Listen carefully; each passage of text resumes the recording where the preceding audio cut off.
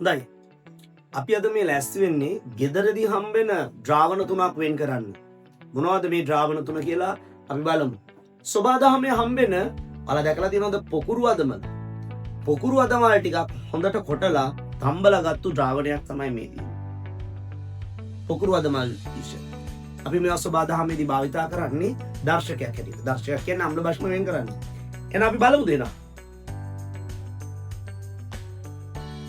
බලන්න මේ තියෙන ඇත්තටම වර්ණය බලන්න මේක කොළ පාට වෙන විදිය.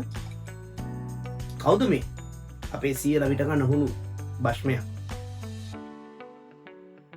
කවුද මේ? බලන්න. මෙන්න ඔරිජිනල් වර්ණේ.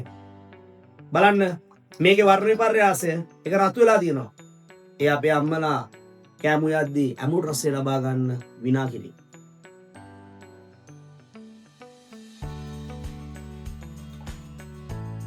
බලන්න මේ වර්ණයමයි අවසාන ද්‍රාවණය. බලන්න. ඒ තමයි කෑමු යද්දී ලුණු රසය ලබා දෙන ලුණු ද්‍රාවණය. එහෙනම් බලන්න පුතේ මේ වර්ණ තුන සම්පූර්ණයෙන්ම විට ගන්න හුණු භෂ්මයක්, අම්ලයක්, විනාකිරි, ලුණු ද්‍රාවණය, උදාසීන ද්‍රාවණය. අම්ල භෂ්ම වෙන් කරන්න පොකුරු අදමල් මරු.